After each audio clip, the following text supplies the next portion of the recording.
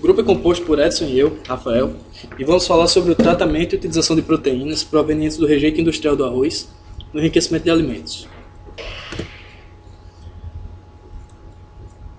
As proteínas são macromoléculas formadas pela polimerização de aminoácidos que apresentam diversas funções no organismo. No corpo humano, entram na constituição de todas as células, principalmente nas células musculares, tendo como principal função a estrutural e de movimento. Metaloproteínas, como a hemoglobina do sangue, levam oxigênio ao interior das células e recebem gás carbônico que o corpo excreta.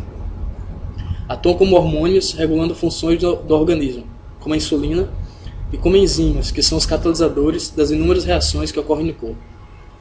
Assim, é de fundamental importância a ingestão de alimentos ricos em proteínas, tais como carnes, grãos, leite e derivados. No entanto, há lugares em que alimentos com bons teores de proteína não estão disponíveis, e a grande dependência dessas substâncias levam a doenças provenientes de sua carência. Os exemplos de doenças decorrentes da ingestão insuficiente de proteínas, o kwashiorkor e o marasmo, que ocorrem sobretudo em países subdesenvolvidos, onde há poucos recursos. Em outros países, onde o acesso a alimentos é mais fácil, a carência de nutrientes ocorre devido às dietas ricas em gorduras e com pouca diversidade de proteínas, o que é um problema, já que nem todas as fontes proteicas possuem todos os aminoácidos essenciais. Faz-se necessário o uso de suplementos ou preparados proteicos com o intuito de enriquecer alimentos industrialmente processados. É o caso de farinhas e mingais infantis, que recebem a adição de proteínas extraídas de outras fontes e tratadas. Grãos como feijão, arroz e aveia são naturalmente ricos em proteínas, mas alguns deles passam por tratamentos como branqueamento, polimento e parboilização e perdem parte de seu valor nutricional. Processos mecânicos como o espalhamento, o transporte dos grãos por esteiras e as separações acabam por quebrar os grãos e inutiliza eles para o comércio. Há também geração de pó dos grãos, que por falta de uso poderiam servir de matéria-prima para fornos, se não fosse seu aproveitamento.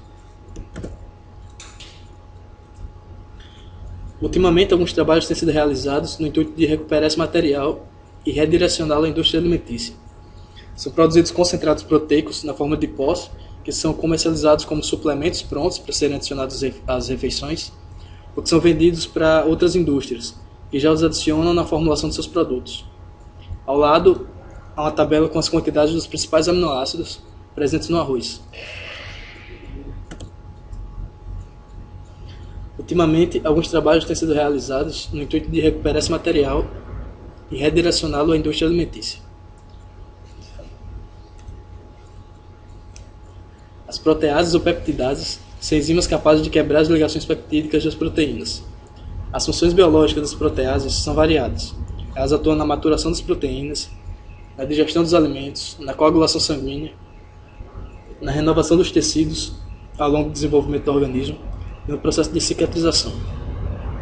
Algumas proteases são toxinas, como é o caso da toxina botulínica.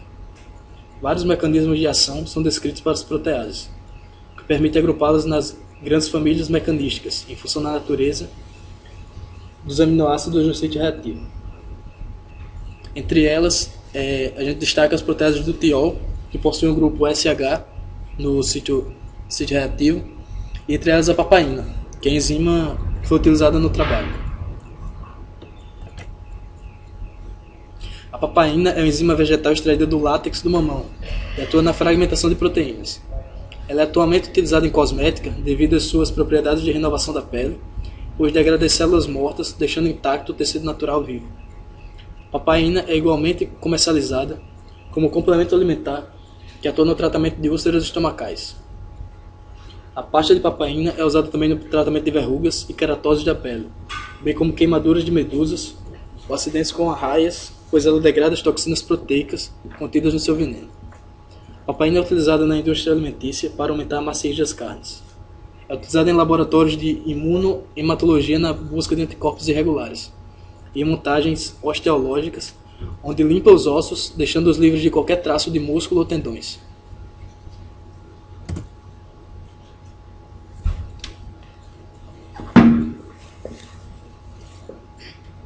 Esse é o artigo que a gente se baseou para fazer o trabalho.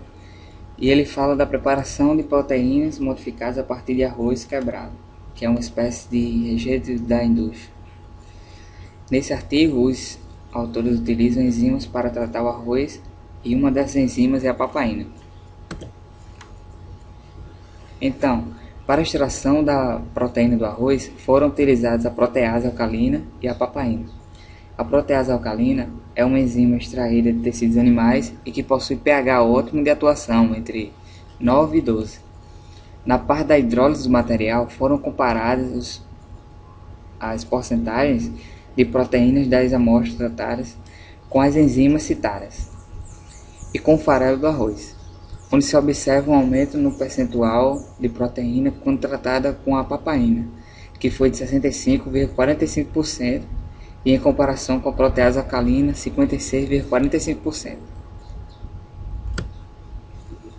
Uma propriedade importante do concentrado proteico é a retenção de umidade, porque muitos dos produtos que utilizam essa matéria-prima requer valores bem específicos de retenção de água. No artigo, o concentrado proteico era utilizado na produção de linguiça, porque precisa de umidade para manter suas características, pois a carne utilizada, a carne suína, tem a tendência de ressecar, e o preparado proteico, além de enriquecer o alimento, vai manter a umidade. No artigo, os autores fazem o estudo em diferentes pHs e temperaturas, como se pode ver na tabela 4. Os aminoácidos foram analisados por cromatografia líquida de alta eficiência e estão presentes na tabela 3. É feita uma comparação entre o material onde se utilizou a protease alcalina, representada por PA, e papaina, representada por PP, e o farelo de arroz sem tratamento. E temos, como se pode ver, alguns aminoácidos presentes na proteína, como lisina, ácido glutâmico, glutamina, histidina, etc.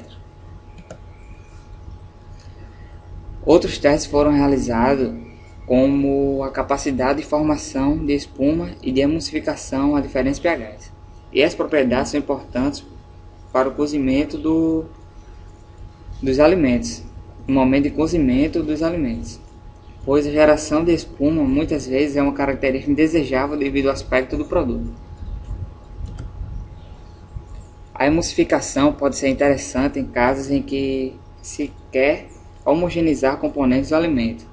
Em alimentos embutidos como linguiças, são adicionadas substâncias com o intuito de reter a água e a gordura mantendo a suculência. E devido à capacidade emulsificante dos aditivos, como preparado proteico de arroz, se podem então ser usados com essa finalidade.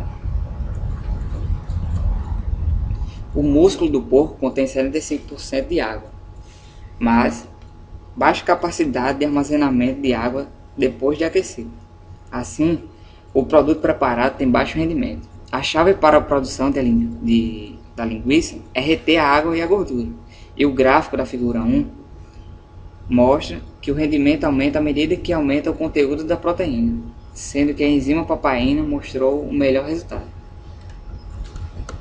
Como conclusão, temos que o tratamento do rejeito de arroz com protease, gerando como produto a proteína hidrolisada que tinha conteúdo proteico e propriedades funcionais apropriadas, promove um método conveniente e barato para recuperar proteínas de arroz descartadas. O resultado sugere que esse arroz proteico modificado com protease alcalina ou papaina tem um potencial em sua aplicação nas mais variadas produções de comidas, e particularmente aquelas que requerem capacidade adequada de absorção de água.